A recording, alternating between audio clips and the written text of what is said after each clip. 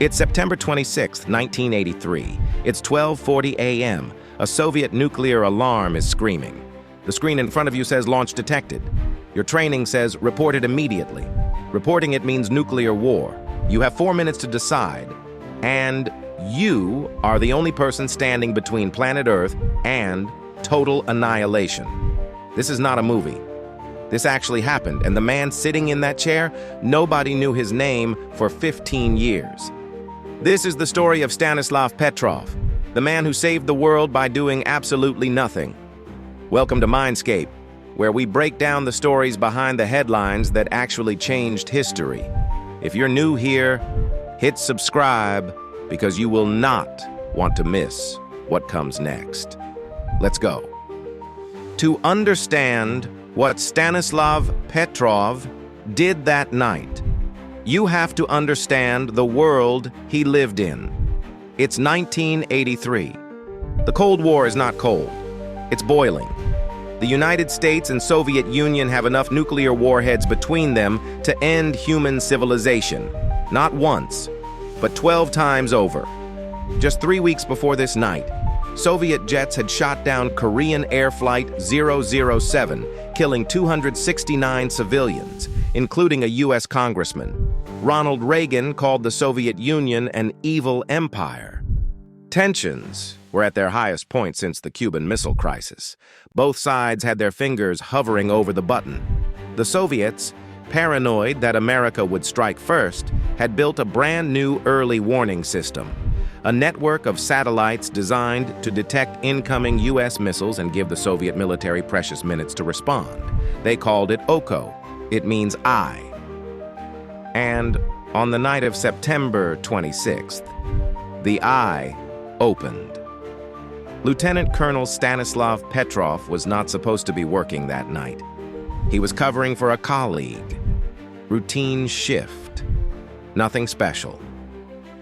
At exactly 12:14 a.m., the alarm went off. Not a drill, not a test. The system was screaming one word across every screen in the bunker: launch. One missile, inbound from the United States, heading for the Soviet Union. Protocol was clear. Report it up the chain immediately. The generals would take it from there. But Petrov didn't pick up the phone. He stared at the screen. Something felt wrong. Then, the alarm escalated. 2 missiles, then 3, then 4, then 5. The system was now showing a full-scale American nuclear launch, the highest threat level possible. Every light in the room was red. Sirens blaring, staff frozen, staring at him. Every protocol said, "This is real. Report it." Petrov had one thought. If this is really an attack, why only 5 missiles? Think about it. If America was going to launch a first strike, they wouldn't send 5. They'd send 500. A real attack would end communication immediately. You wouldn't see it coming. You'd just be gone. 5 missiles didn't make strategic sense. But here's the problem. Petrov was one man, with one gut feeling, against a computer system that the entire Soviet military trusted with their lives. The computer said, real attack. Petrov said, false alarm. He had minutes to decide who was right. What Stanislav Petrov did next defies almost everything we know about human behavior under pressure. Studies show that under extreme stress, the human brain defaults to one of 2 modes: fight or flight. Compliance or chaos. Almost nobody defaults to pause and think critically. But Petrov did. He picked up the internal phone and reported a system malfunction. Not a launch, a malfunction. He told his superiors the system had made an error, that this was a false alarm, that the Americans had not fired. He had 0 proof, just logic and instinct. The next 23 minutes were the longest of his life, because that's how long it would take for actual missiles to reach Soviet soil. For 23 minutes, Stanislav Petrov sat in that chair, waiting to find out if he had just made the biggest mistake in human history. 23 minutes. Think about the last time you waited 23 minutes for something that mattered to you. Now imagine that what you're waiting for is confirmation that you didn't just start a war. At 12:37 a.m., no impact, no explosions, no war. He was right. The Oko satellite system had malfunctioned. A rare alignment of sunlight and high-altitude clouds had caused the satellites to misread reflected sunlight as missile exhaust plumes. A one-in-a-million atmospheric glitch had convinced a supercomputer that World War III had begun. The machine was wrong. The man was right. And because one person trusted his brain over a blinking screen, you are alive right now. Now here's the part of the story that nobody talks about. You'd think Stanislav Petrov would be celebrated, decorated, called a hero. He was not. He was quietly reprimanded. Why? Because when the crisis was over, investigators noticed he hadn't properly filled out his logbook during the incident. In the chaos of a potential nuclear war, he'd forgotten paperwork. The Soviet military couldn't exactly give him a medal either, because doing so would mean admitting their billion-dollar early warning system had nearly triggered a nuclear war over clouds and sunshine. So they did what governments do best. They buried it. Petrov was reassigned, quietly retired. And for over a decade, the world had no idea this moment ever happened.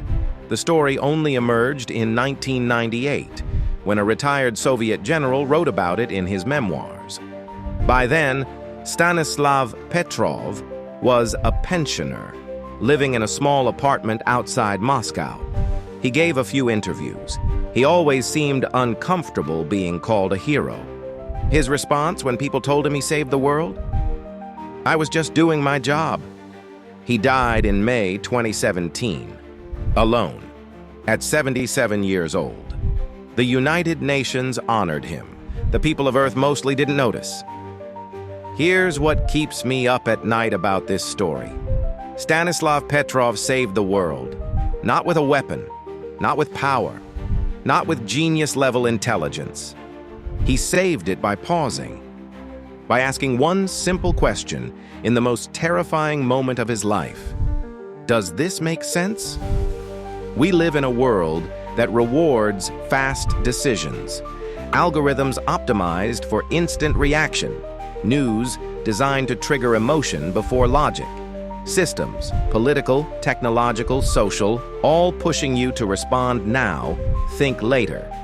Petrov's story is a reminder that sometimes the most powerful thing a human being can do is the thing the machine can't. Stop, question, think.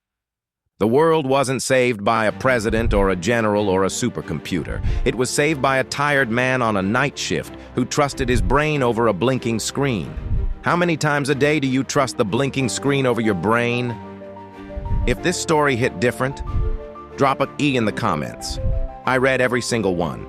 And tell me this, do you think Petrov made the right call, or did he just get lucky? That debate belongs in the comments right now. If you want more stories about the ordinary people who quietly changed history, subscribe. We drop new videos every week, and I promise you the next one is just as insane as this one. Before you go, watch this video next. It's about another moment where one person's decision changed millions of lives, and you've probably never heard that story either. I'm Mindscape. Stay curious. Ow.